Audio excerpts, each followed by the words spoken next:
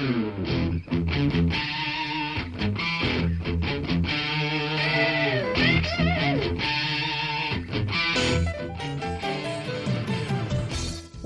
to Thriving Entrepreneur with your host, Steve Kidd, third-generation minister and 30-year business coach.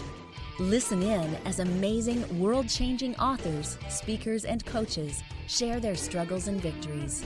And hear from best-selling authors' insight into how you too can live your life as a thriving entrepreneur. This is Steve. Welcome to Thriving Entrepreneur. Thanks for being with us here today as we talk about you turning the passion that is you into a business. How do you take that innate you that is inside of you, that exists every minute of every day, and use that and turn that into a business that allows you to show up as the best version of yourself, that allows you to powerfully help others, that really truly helps you maximize while it's called today. I'm so glad to have you here with us. Thank you so much. I appreciate every minute that we get to be here together on the radio talking about you, your life, your business, whether you be the CEO of a Fortune 50 company or you're just simply managing the business of your life. In all those respects, we want to help you live as a thriving entrepreneur. And today we're talking about turning the passion that is you into a business. How do we know our passion? How do we know the things that we're truly passionate about? Some of us have struggled with that over the years, and we tend to, unfortunately, discount the things that we do so amazingly powerful because, well, let's face it, they're too easy. It comes so easy to us that we just assume that it must be easy for everybody else. And yet, often, the very thing that we do with such grace, such ease, that just comes to us as though it was breathing, we discount that because we assume everybody knows how to do that. But often in that is that spark of passion of who you really are. Why is that important to you? Why do you do it? What do you do with it? And how do you maximize while it's called today by just simply being the best, most passionate version of who you are? And then, after you've discovered that passion, if you've been taken the time to really look in deep and be like, oh, hey, yeah, I really do love doing this thing, and I have a real passion for it. You know, that thing that when you say it, the kids roll their eyes because you talk about it so much. That thing that even if sometimes you struggle with speaking in broken sentences, when you get on a roll with that, you're the most articulate person in the room because you believe in it so much. That's passion. That's passion coming forward. I talk to people about using Speak to write their books, and they're like, well, I'm not that great of a speaker. And yet it's amazing when you get a person into that place where they're talking about the thing that really lights them up, that they're passionate about. They can go on and on and on and talk about it, and they don't worry about speech impediments or whether or not that's the right word. It's just the passion shining through. Once you've identified that, then it's a matter of how can that serve the world? You see, everything that's in us is only as good as we use it to be able to advance the world into a better place. That means giving it away. That means that, yes, it has value, and I'm not necessarily using that from the standpoint of, just giving it for free, but more that it needs to be shared.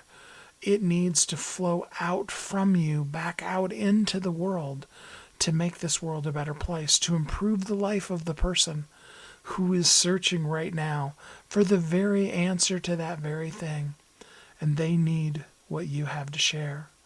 So let's talk about it today. Let's talk about turning our passion into a business. Let's look at 3 incredibly remarkable entrepreneurs who have taken what they've been doing in life and turned it into a passion-inspired, powerful business that makes a difference in so many people's lives, and it helps them show up as a thriving entrepreneur. With that said, let's jump into our first guest. Join me in welcoming Doug Sandler. Hey, Doug, how you doing today? I am doing great, Steve. Thanks for having me on your radio show. I don't get to see a radio show. I said that used to say that in college all the time, but I love the idea of being back on the radio. Yeah, it was so exciting for me when it actually went into syndication, was actually on dial-in radios. I was like, what even is dial-in radio? I don't know, but if you know, and I'm gonna follow you wherever you're taking me. Oh, perfect. So first off, just tell us a little bit about you and how you show up in the world. Yeah, man, appreciate it. Well, I spent 30 years. If ever the party question comes up, what would be something that you'd want everybody to know that would not know that necessarily by looking at you or seeing you or hearing you? I spent 30 years as a bar mitzvah MC, the guy in front of the crowd doing all the line dances and playing the games with the kids and getting the adults up and going. And after about 30 years of that, I finally retired my turntables and went into the podcasting world, which is not really a far leap from hosting a party, and have been doing this for the last 8 years as a producer, as a podcaster, as a content creator, and as a strategist, teaching other people how to do the same thing. And that's kind of, in a nutshell, my entire career over the last 40 plus years. That's awesome. It's been so long since I've been behind a set of turntables. We're using turntables or cassette decks or Yeah, how? man. When I started in 1984, my first tune that I played was Stevie Wonder's Sir Duke. I can remember it like it was yesterday, filling in for a friend of mine at a place called the Straw Boss, which is a bar in College Park, Maryland, 1984. And again, just had loved doing that my entire career. Turned that part-time passion into a career about 15 years after that, and had been doing that full-time for many, many decades as well. That is so awesome.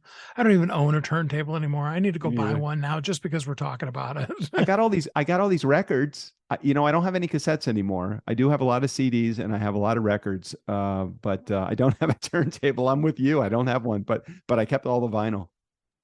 Yeah, over the couple of divorces and some moves and stuff, I don't think I have any vinyl left.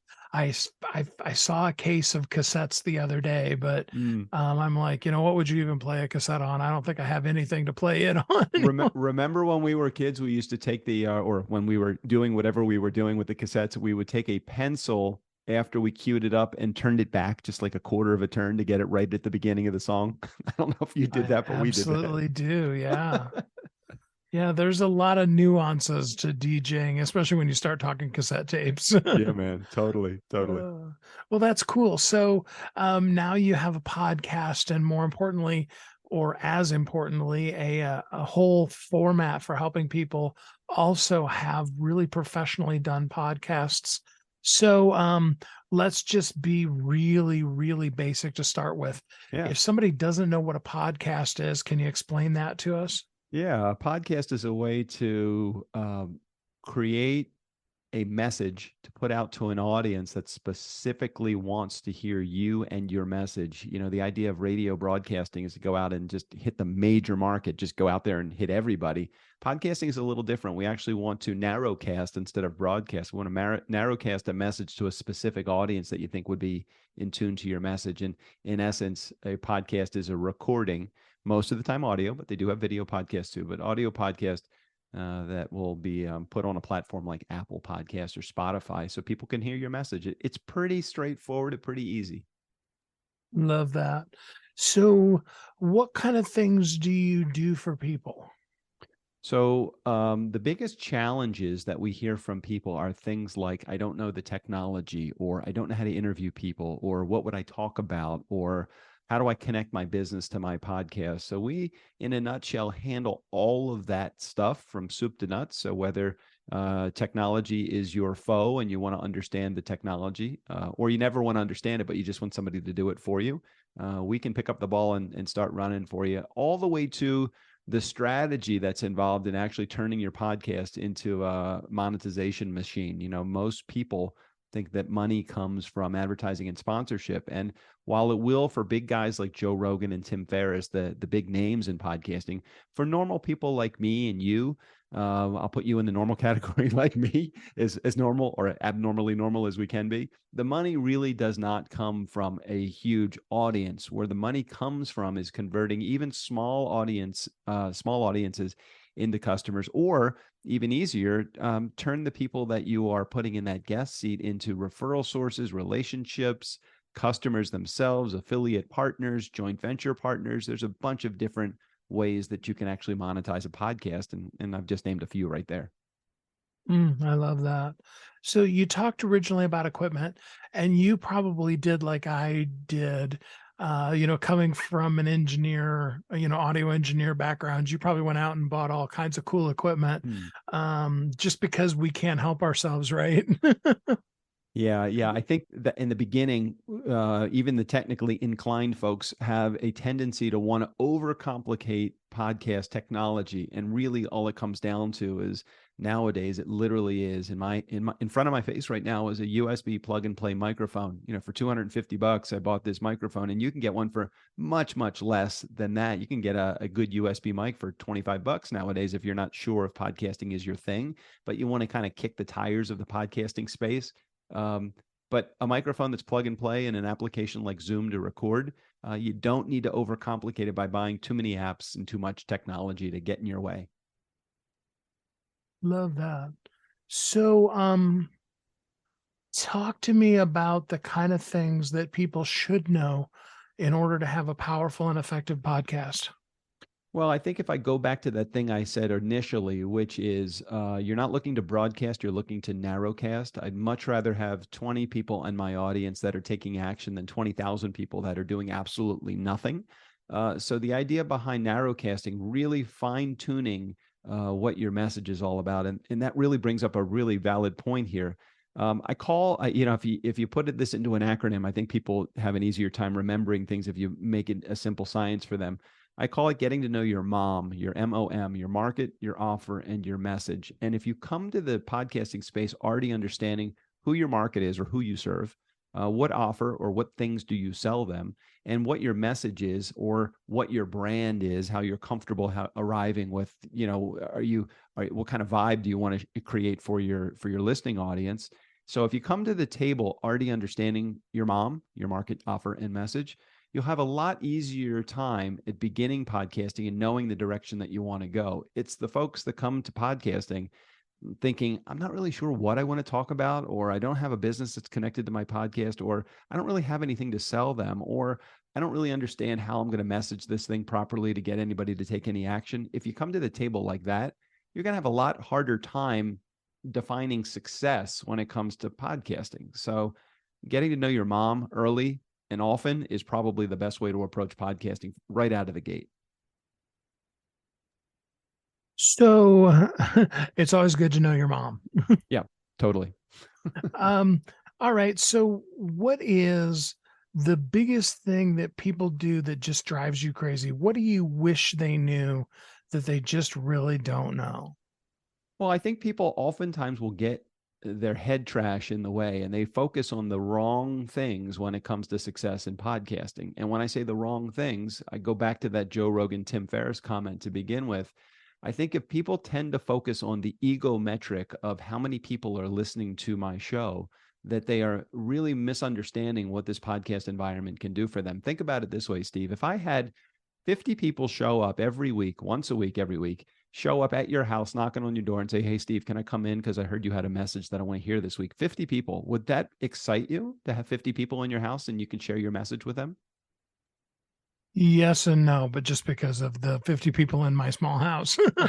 Yeah, I get it. So if I had a conference room that held 50 people and I could put 50 people in there every week, I would be really happy that I'm talking to 50 people. Now, why is it that when somebody has 50 people listening to their podcast, they're thinking, man, I am not successful at this? I don't know.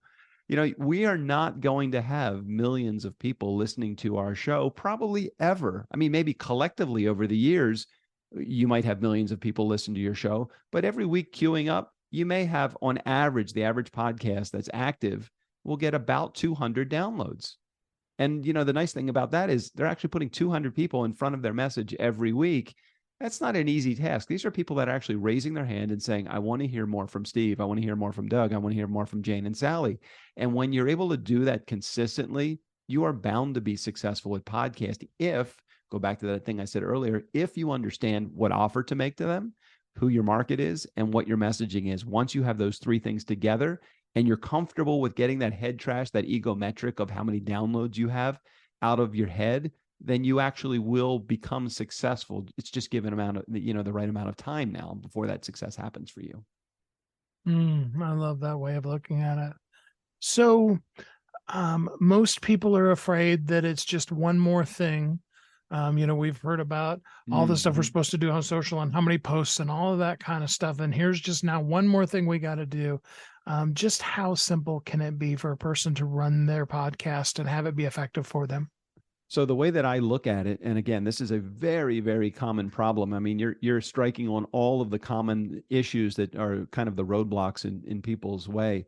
What I tell people from the very beginning is that it's very important for you to create your podcast like it is the hub of your business rather than a spoke on the wheel of your podcast. If you use it as a spoke on the wheel of your podcast, it becomes one more thing that you have to do every week or once a month or once every other month or however often you create your content. If, however, it becomes a relationship building tool, now instead of it being a spoke on the wheel, it now becomes the hub of your business. And you could say, all right, Steve, I love that we did this because this is how we started our relationship. I'm like, hey, I like what Steve has to offer. I guess I could have a side meeting with him and have a face-to-face and understand a little bit more about your business. But why not have you on my podcast and interview you and ask questions of curiosity? Then it becomes now it's a relationship builder for me. And if you become a referral source of business, now I've accomplished two things. I've gotten information from you, and I've have a potential opportunity to do more business with you. It's now a business development tool. Now, if I use this as we're doing later on today, after this recording stops, you're actually marketing your services to the people that are on my client list because I became so captivated with what you do. I'm thinking, why wouldn't my clients, why wouldn't they love what you have? Now I'm becoming an affiliate for the products and services you sell.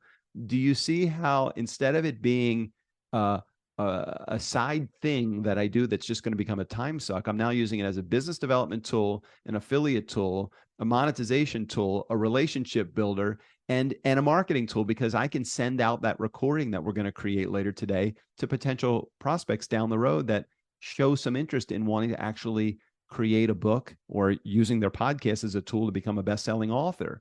All of those things being said, the hub of your wheel will help this pull away the resources that you're spending and, stop spending time prospecting. Use your podcast as your prospect tool.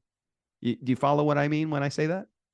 I absolutely do. And that's a brilliant way of putting it, because so many people are looking for, something magical rather than something that actually is just practical and works. Correct. Well, that's awesome. Well, Doug, for people who would like to explore further how they can have a podcast of their own and make it effective for them, how can they get in contact with you? Yeah, man, I appreciate that. If anybody in your audience, in your community has interest in at least taking a closer look at podcasting, but they're not ready to commit to, the free meeting or any of that stuff, totally fine. Check out our document. It's 5 ways to make money podcasting. In addition to the document, we've created some bonus videos. It's 5 videos that are going to be sent to you over a 5-day period of time. They're just 2 or 3 minute videos each. And it will explain where the money is actually made in podcasting, in addition to getting the PDF 5 ways to make money podcasting. So it's at turnkeypodcast.com/money, turnkeypodcast.com/money. I love that. Well, Doug, that is so awesome. I love what you do in the world. I'm excited about our meeting later today and all the cool things that are coming forward with our joint venture together. And people really do need to have somebody like yourself. I will strongly encourage to everybody, don't just try to jump in and have a podcast of your own. Get somebody that really knows what they're doing to help you out with it. And Doug would definitely be the guy I would recommend. Doug, thanks so much for spending some time with us here on the show today. Thanks, Steve. Thanks for inviting me. We talked about turning the passionate you out into the world and how you can articulate that. And what a better way to be able to share what you know and who you are with the world than with podcasting. I hope that you will check out what Doug's doing in this world, because he has a system that really does help you really truly get out there and share who you are with the world. And then you can share your message with the world, and you can live as a thriving entrepreneur. We're going to take a quick commercial break, and then we'll be right back here on Thriving Entrepreneur.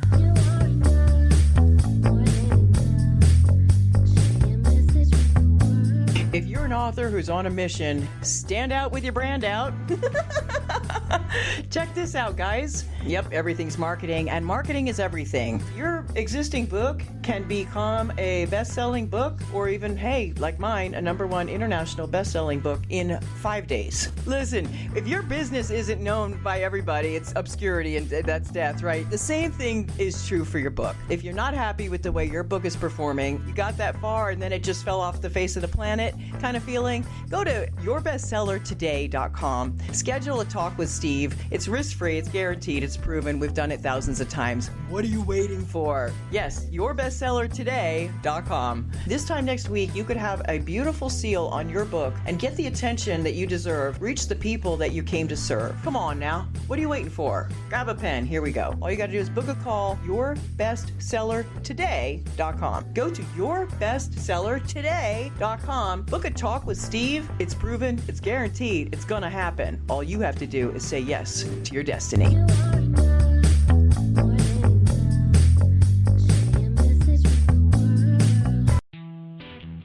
Welcome back to Thriving Entrepreneur. This is Steve. Welcome back. Thanks for listening to Thriving Entrepreneur today as we talk about turning the passion that is you into a business. What are the things that we need to know internally? How can we work with our mind? That's what we're going to talk about next, so that we have the right mindset that we can powerfully turn our passion into a business and make the difference in this world that only we can make. With that said, here's our next guest. Join me in welcoming VK Lekanini. How are you doing today, VK? I'm doing wonderful, Steve. How are you? I am good, thanks. So tell us a little bit about you and how you show up in the world. Well, we all try to show up authentically. I guess that's kind of overrated word, but just showing who you are and realizing that we're not completely perfect in any way, and be grateful for what we have and wake up and get going and look at what needs to be done in the world. So with all of the things that you do in life, what is, your just very favorite thing to do? Is it being on the TED stage, or working with the people, or what of the things you do just fills you up the most? That's a very good question. Yeah, like you can feel the vibe when you're on these world stages, but I think what really grounds me is the gratitude and the difference that it makes, like when I share my knowledge and expertise with other people, and that's kind of changing their world and looking the life in different ways. Um, and I feel immensely grateful for that knowledge that's acquired through book reading, whatever that I've been doing over the years. And just listening to their stories of transformation. I hear some amazing stories all the time, and that's kind of like personal satisfaction. And it it just never ends, and I don't think anybody or anything can replace that. Like somebody asked me a very similar question, like, how do you feel when you've, won these awards? And I'm like, the awards are great, but the satisfaction always comes from the community and the people around you. So when it comes specifically to dealing with our mindset, something that all of us struggle with at one point or another, what are some keys to um, having the mindset that we want to have versus just letting whatever comes through our crazy mind be what's running through there? Yeah, it's hard to believe like how mind can be a thing dangerous problem solver and also a learner. And how do you keep feeding to that? Like for me, I just go to my ground rules, right? Like love, kindness, compassion, empathy, forgiveness, and gratitude. And every emotion attached through these other emotions kind of shows up at work or in personal life. But if you can peel the layers off and make that love, it's kind of unconditional love for everybody and everything in life around you. Um, that's where I want to be personally exist through mind and heart and just balancing that connection. And that's what I recommend for everybody. Like, we're all emotional beings, but look at these fundamental emotions and where the blockages are, and how do you, realize there's a trauma around that, and how do you cleanse yourself so you're going back to your natural state. And it's impossible to exist in that natural state all the time because there's so many things that happen around us, and then your mind always try to come up with solutions based on what you learn, but how do you turn that off and still be able to make those choices using that subconscious mind and the heart connection? And it's hard to come by, and it takes practice, but once you're at that level, everything becomes so easier, and you just feel the vibe around everything that's you're doing. I love that. I love asking people, for you specifically, when you're feeling your mood going down, what kind of things help bring you up? Music, dancing, helping others. What is the thing that really kind of helps you come back to your center and get back to a place of joy? Music definitely helps, but I specifically pick some videos that has like those frequencies, like the 369 or 582. It depends on the situation, depends on the emotion. And if it is work related, I just go back to listen to one of those like Steve Jobs inspirational videos. And if it is something spiritual and personal, I resort to like Alan Watts or Oprah or Deepak Chopra, these type of people. But just recognizing the emotion is hard for a lot of people because you have an emotion and you feel angry or upset, or you're going through grief, whatever that is. Just realizing is the hard part, and agreeing to it and surrendering to that emotion, so you're actually processing through. And I have come across a lot of people, they know they're feeling that emotion, but they kind of okay, I can drink up to it, or I just resort to drugs, so I don't have to think about it. So it's kind of like you're suppressing it rather than processing it.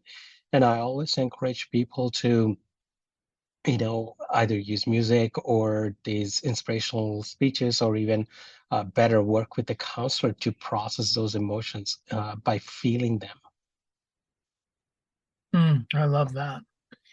Um, so for the people who have found themselves continuously choosing to be less than, what are some words of encouragement that you can give them to choose a better life, a happier, a more fulfilled life? Honestly, my opinion is we are all fulfilled in one way or other. And I think as humans, we tend to see good and bad, love and hate. But if you look at from in a universal perspective, or from where I'm from India and Hinduism, God doesn't love somebody and doesn't hate somebody. It's just a kind of uh, looked at as equals, and it doesn't matter what you're going through. But fundamentally, we are here experiencing our lives in certain ways. And we're taking that collective experiences and giving back to the universe. And there is a collective consciousness that we all share. So there is no perfect way of living, but to be accommodated in the society, we have to follow certain rules, and not everybody's good at following rules. But how do you mitigate that? So when you're following a particular rule and you're not happy to do that, but how do you control that emotion and still go with it, right? And it's different for all of us. And I look at life as like an infinity, and there is um, good on one side, evil on the other side, like, light and darkness. But how do you meet in the middle when you're experiencing these emotions? And being on the side, like either side of it, like is extreme for everybody because we do coexist like yin and yang, but kind of think from a pure heart when you're making these decisions, right? And I think this is where the fundamentals has to be for everybody. Make those choices from your heart. You might lose some money, you might lose a client, you might lose some people, you might lose some relationships, but what matters is how unconditionally you love yourself and you love the other people. So you're either letting it go or you're kind of saving yourself.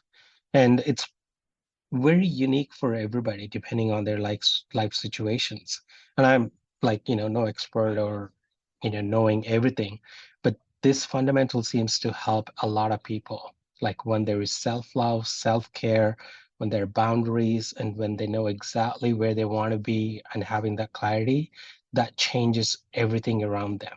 You only allow the people that you want to be in your circle, and you kind of quarantine people that you can hang out, but by no means it's through hatred or you don't like them. It's just because you still love them, but you're putting in a different quadrant of your life because certain things that they react to you is, kind of changing your state of where you want to be. So you want to protect, your energies all the time. So, what kind of people do you like to work with, and how could they work with you? Mostly it's all across the spectrum, but it's the midlife crisis we all go through as entrepreneurs or, either through divorce or loss of a family member.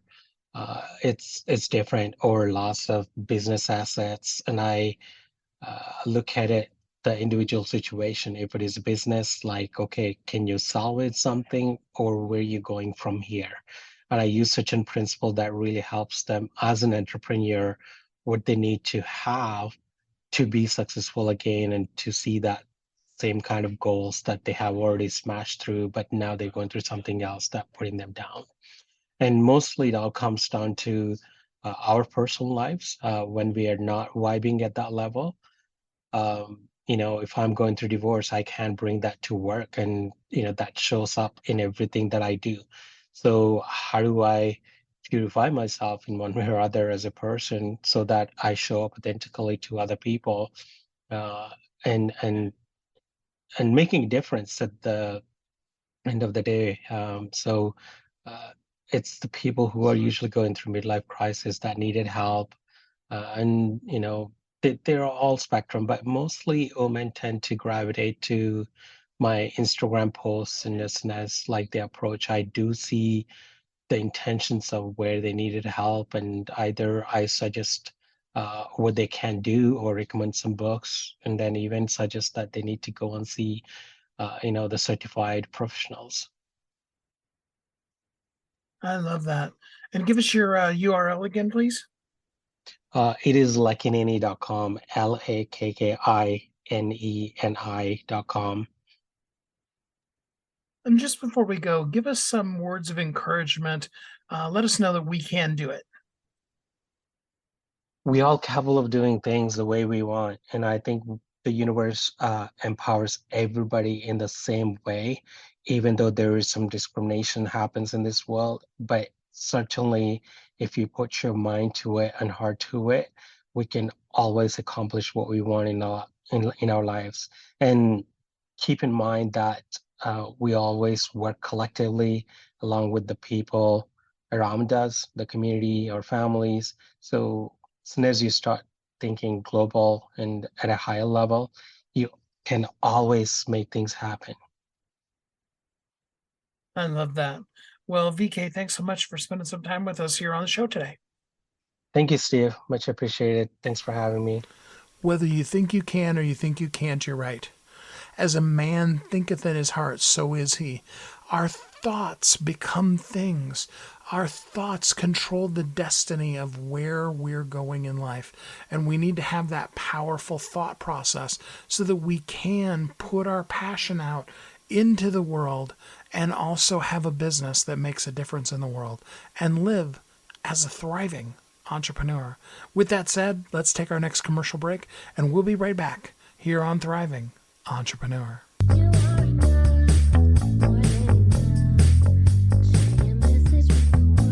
If you're an author who's on a mission, stand out with your brand out. Check this out, guys. Yep, everything's marketing, and marketing is everything. Your existing book can become a best-selling book, or even, hey, like mine, a #1 international best-selling book in 5 days. Listen, if your business isn't known by everybody, it's obscurity, and that's death, right? The same thing is true for your book. If you're not happy with the way your book is performing, you got that far and then it just fell off the face of the planet kind of feeling, go to yourbestsellertoday.com. Schedule a talk with Steve. It's risk-free, it's guaranteed, it's proven. We've done it thousands of times. What are you waiting for? Yes, yourbestsellertoday.com. This time next week, you could have a beautiful seal on your book and get the attention that you deserve. Reach the people that you came to serve. Come on now. What are you waiting for? Grab a pen. Here we go. All you got to do is book a call, yourbestsellertoday.com. Go to yourbestsellertoday.com. Book a talk with Steve. It's proven, it's guaranteed, it's gonna happen. All you have to do is say yes to your destiny.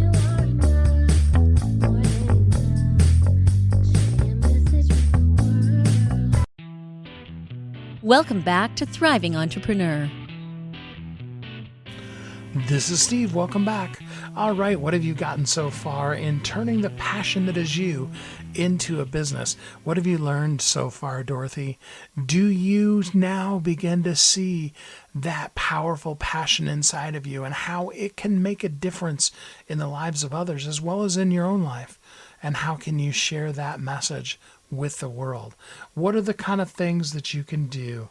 And how do you take that passion and turn it into a business? I'm so excited to have this last guest here with you because she's doing exactly that thing, taking the passionate part of who she is and not only turning it into a business of her own, but teaching others how to turn that same passion into a business for themselves. So with that said, let's jump into our last guest for today. Join me in welcoming Miriam Schulman. Hey, Miriam, how you doing today? I'm good, Steve. Thank you for inviting me. Thanks for being here. I really appreciate it. Tell us a little bit about you and how you show up in the world. Well, I'm an artist, business coach, and that is based on selling my own art for over 20 years. And I also just wrote a book, so I can add author to that list of hyphenated things. I love that. And I was even noticing your book was published by HarperCollins. So good for you. Thank you. Yeah, absolutely. I was actually looking as I was preparing for the interview and I saw the painting that my dad did and am really interested to hear from you. How do you turn all this beautiful artwork into not being a starving artist? Oh, that's the $1 million question everybody wants to know.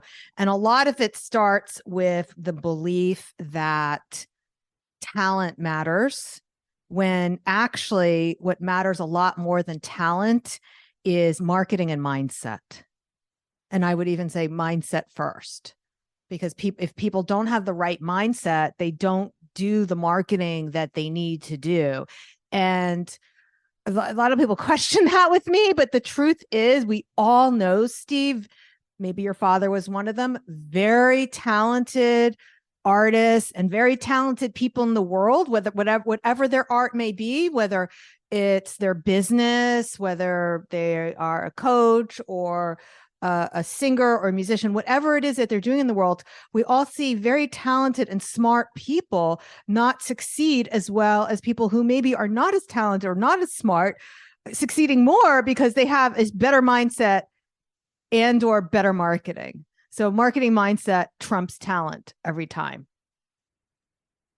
That makes so much sense.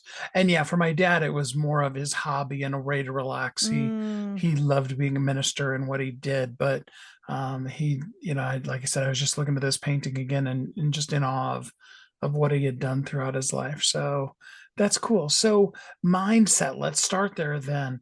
What is the difference between the typical artist mindset and being an artpreneur? Okay, that's a great question. So, a lot of it starts with the first place, as I say, choose to believe. So, that is chapter one is choose to believe. You choose to believe that A, you are an artist. That is your identity. And you choose to believe that, yes, you can make a thriving living out of this. A lot of people don't take those steps because they don't believe that it's possible. When I was in college, I was told I couldn't make a living as an artist. So that wasn't what I pursued because people told me that and they were older and smarter than me. So I said, okay, I can't make a living as an artist, but that wasn't true. That turned out to be a lie. So it starts with your belief. And I like to talk about the belief triad. This is something you don't hear a lot about. The belief triad, the three parts are belief in yourself. And everyone talks about that. Belief in what you're selling. You've heard that before too. But the third part that a lot of people don't talk about is belief in your buyer, or belief in your customer, or belief that your audience is out there. And when people are missing that third part of the belief triad, that's when they flounder. So they don't believe that their customer has the money to pay for their art, or they don't believe that people are buying during a pandemic, or they don't believe that people will buy what they have during a recession. And these are all beliefs that are false, because there's truly people buying at all times, in all places, and all things. It's always amazing to me. That's such a great mindset point because, you will get that person that tells you, no, I can't afford that. And then, next week they post on social media about how excited they are about the trip they're taking to Disneyland. I love that you brought that up, because that one of the things that I teach my artists and that you need to understand with that psychology is, just because they say they can't afford it doesn't mean that it's true. And it's not necessarily that they're lying to you. They might be, but they could be lying to themselves. And one of the things, Steve, that we and the people listening need to do is to stop saying that, because it's really a disempowering thing for us to even say ourselves, instead of saying the truth, which is, I choose not to buy that. I choose not to invest in it. I choose not to make that a priority at this time, rather than saying you can't afford it or it's too expensive, because those things may not even be true.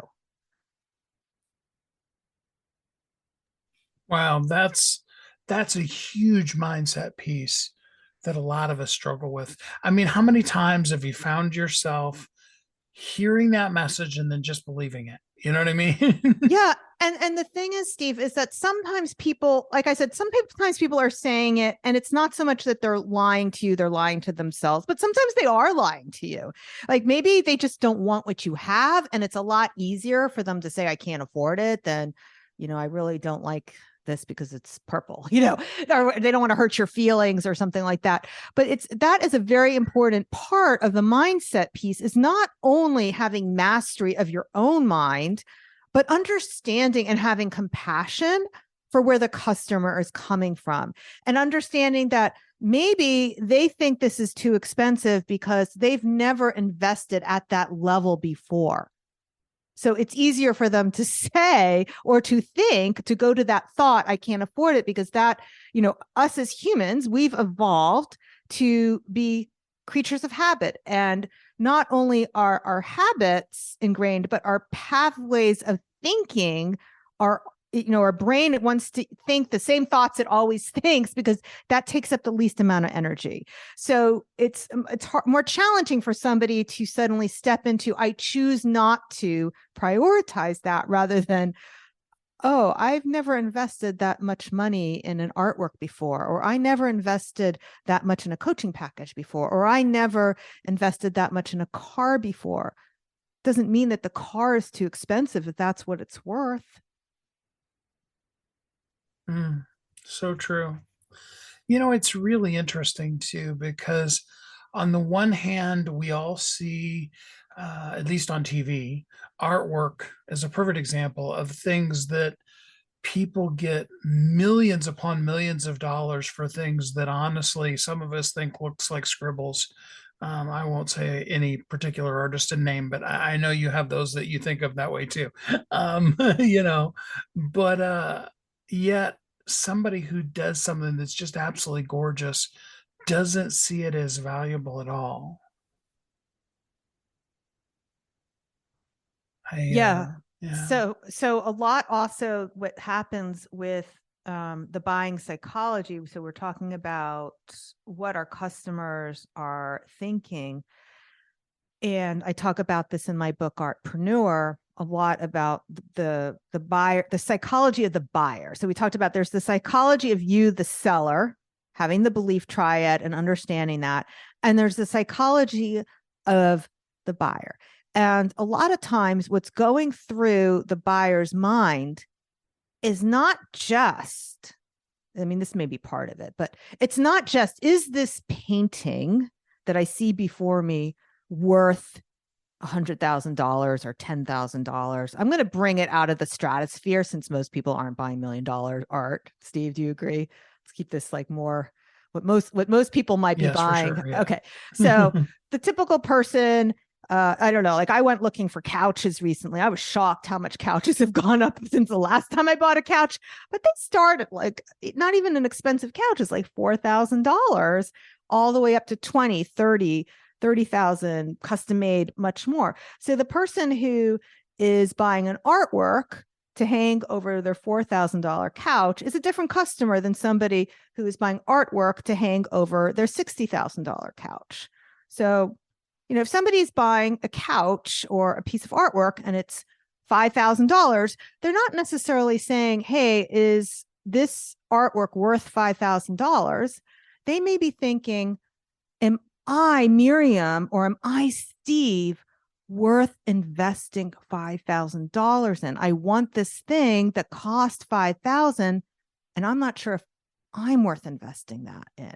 So that's a lot of what happens with our customer's mind. It's not only a function of they're trying to decide if the thing in front of them is worth the price tag that you have given it, but they're thinking, are they themselves, the person they're buying it for, worth that investment? That makes so much sense. So is there a way that we can make sure that we're even just putting ourselves in front of the people who have the right mindset rather than banging our head against the wall trying to sell things to people who aren't in that right, as you called it, stratosphere?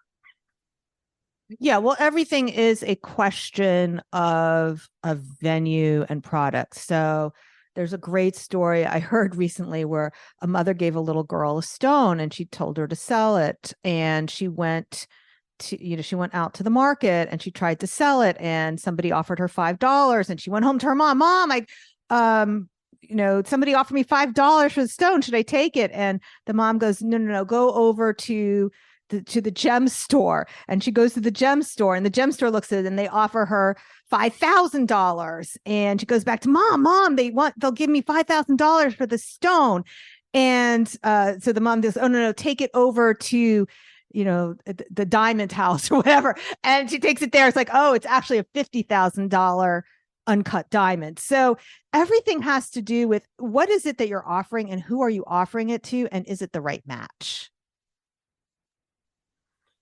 And it's really wise to not try to bring somebody who isn't there to a place that they're not at or not ready to go to. That's right. It's not, and selling is never about trying to convince somebody to do something that they don't want to do or they don't have money to do, because telling isn't selling. It's not about convincing them. It's about giving people space and room to make up their own minds and having the compassion to meet them where they're at.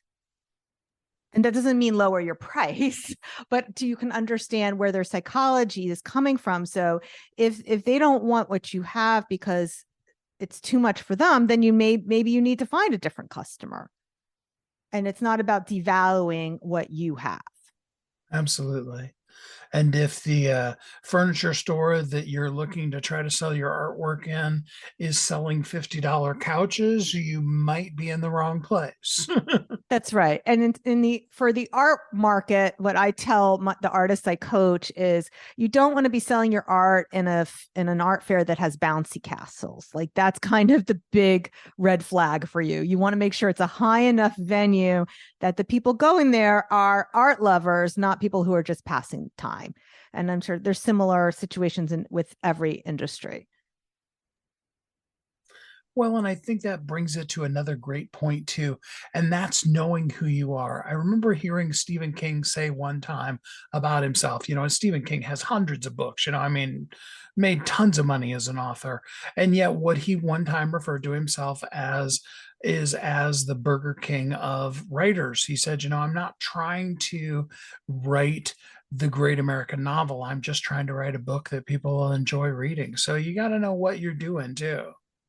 Yeah. And I think that brings us to something else, Steve, is that a lot of people, especially in the creative field, is they go into the creative field because they have an appreciation of art, of music, of writing, and they hold themselves up to such a high standard that they never put anything out in the world to see if it resonates.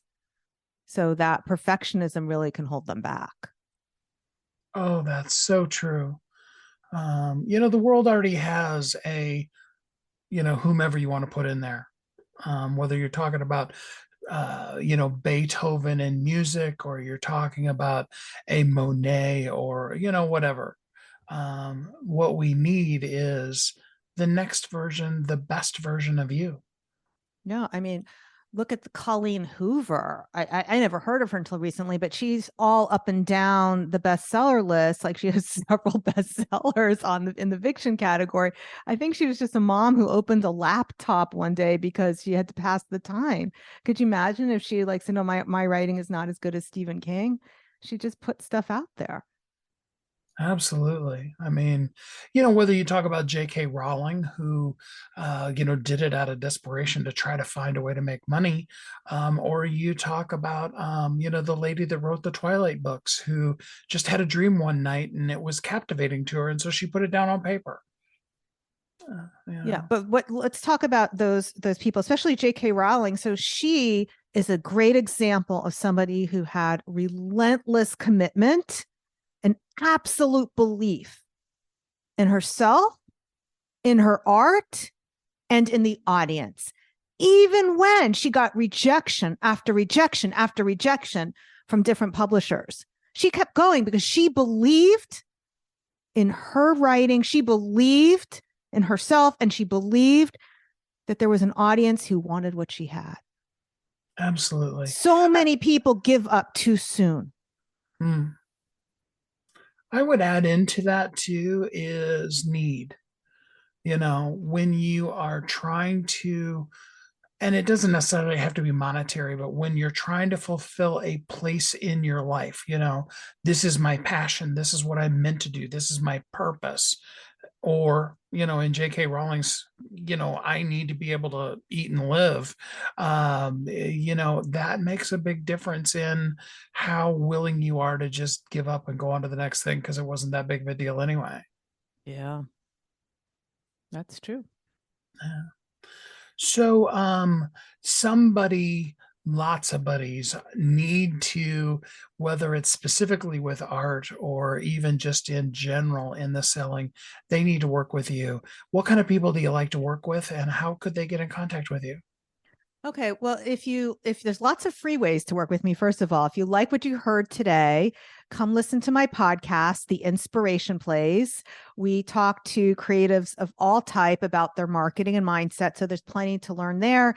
And my new book, Artpreneur, is in the bookstores, and that is artpreneurbook.com. So I would start with those two places, and then you'll learn how else to go further with me. I love that so much. So before we go, leave us with some words of inspiration. Oh, so many. I can only pick one. A couple, whatever, all right. take the next so 2-3 minutes. let's start with, let's end with, so you said with the relentless, we talked about the relentless commitment, and we started talking about this with choose to believe in what your dream is.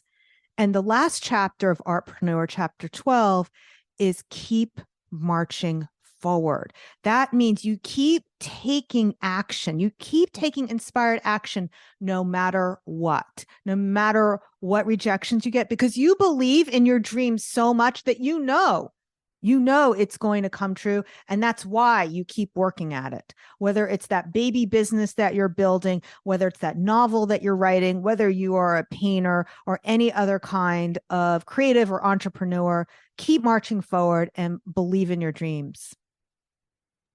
I love that. And do go to Amazon and get the book Artpreneur by Miriam Schulman.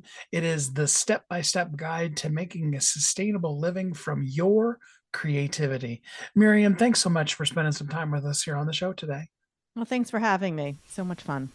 How can you take that passion, that talent that is yours, and turn it into a business?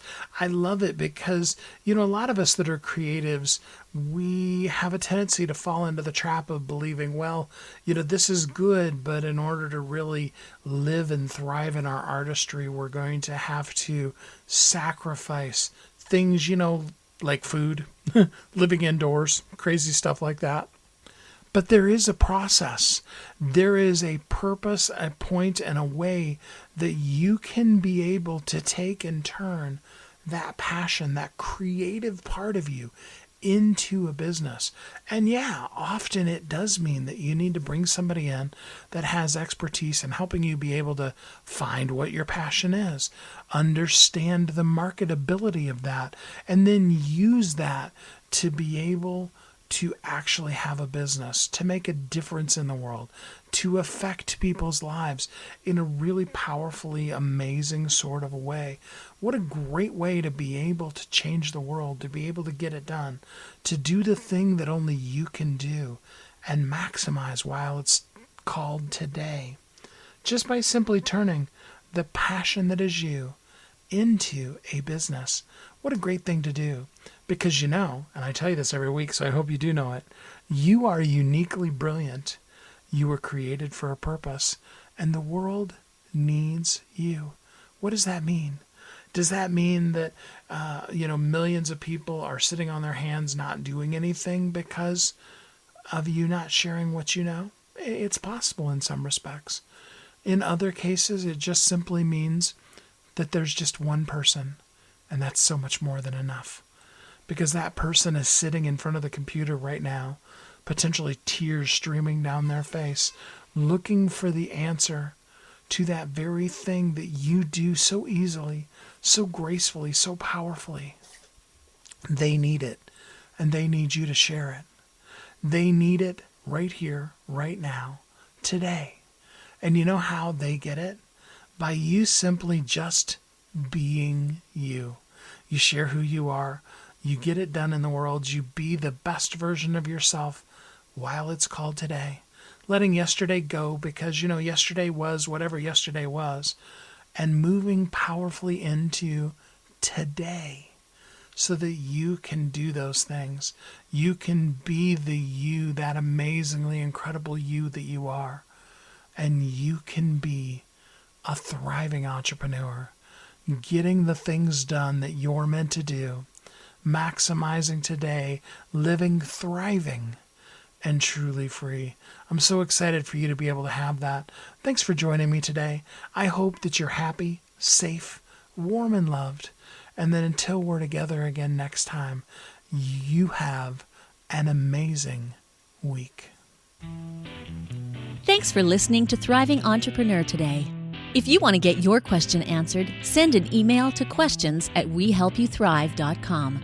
We look forward to you joining us again next time.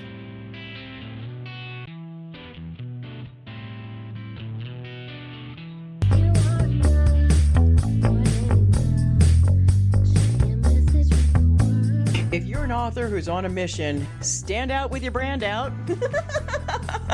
Check this out, guys. Yep, everything's marketing, and marketing is everything. Your existing book can become a best-selling book, or even, hey, like mine, a #1 international best-selling book in 5 days. Listen, if your business isn't known by everybody, it's obscurity and that's death, right? The same thing is true for your book. If you're not happy with the way your book is performing, you got that far and then it just fell off the face of the planet kind of feeling, go to yourbestsellertoday.com. Schedule a talk with Steve. It's risk-free, it's guaranteed, it's proven. We've done it thousands of times. What are you waiting for? Yes, yourbestsellertoday.com. This time next week, you could have a beautiful seal on your book and get the attention that you deserve. Reach the people that you came to serve. Come on now. What are you waiting for? Grab a pen. Here we go. All you got to do is book a call, yourbestsellertoday.com. Go to yourbestsellertoday.com. Book a talk with Steve. It's proven, it's guaranteed, it's going to happen. All you have to do is say yes to your destiny.